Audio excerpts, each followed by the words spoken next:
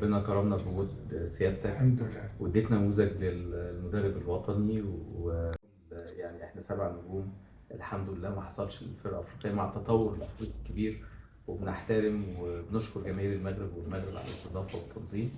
لكن ان شاء الله ربنا يوفقنا واولادك والمنتخبات، وان شاء الله كاس العالم بعد افريقيا يعني. والنهارده احنا طمنا جدا الحمد لله على صحتك يا كابتن لا حسن، الحمد لله احسن. وحللت لنا احنا ما بنخافش من حد، وخاصة لما تكون في كرة القدم.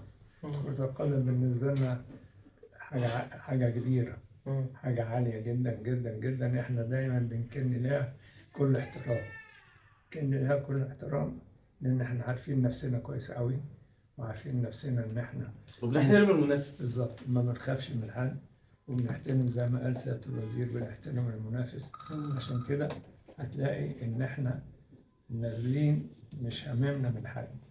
انا مش بتريق. تقول ايه للعيبه؟ توجه لهم تقول لهم ايه؟ والكابتن هو حسام ده حسن اصلا، ده لان اللعيبه اصلا والحسام بصفه خاصه يعني ان احنا مش خايفين من حد. كنا خايفين في الماتشات اللي فاتت، لكن لما تيجي تبص لها بنكسب بنتيجه عاليه، وبنكسب بنتيجه تعتبر محترمه جدا جدا جدا. عشان كده احنا مش خايفين ان احنا نقابل ولا السنغال ولا غير السنغال. احساسك النهارده يا كابتن حسن؟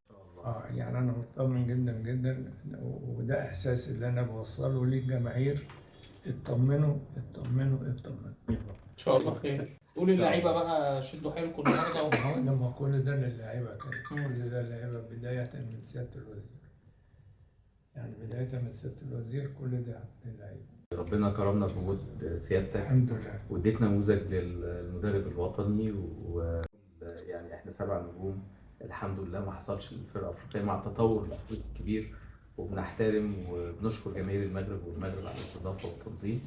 لكن ان شاء الله ربنا يوفقنا واولادك والمنتخبات، وان شاء الله كاس العالم بعد افريقيا يعني. والنهارده احنا طمنا جدا الحمد لله على صحتك يا كابتن لا حسن، الحمد لله احسن. وحللت لنا احنا ما بنخافش من حد، وخاصة لما تكون في كرة القدم.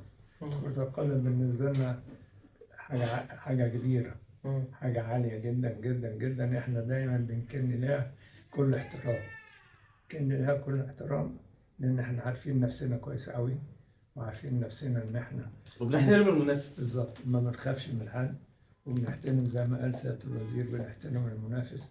عشان كده هتلاقي ان احنا نازلين مش هممنا من حد.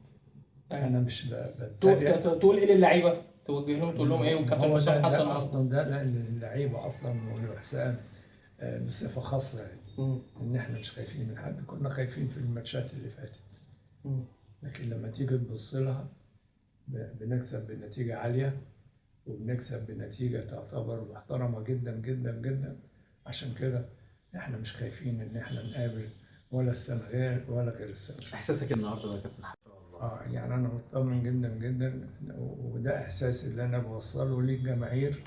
اطمنوا اطمنوا اطمنوا، ان شاء الله خير. قول للعيبه بقى شدوا حيلكم النهارده. لما كل ده للعيبه كان كل ده للعيبه بدايه من سياده الوزير، يعني بدايه من سياده الوزير كل ده للعيبه.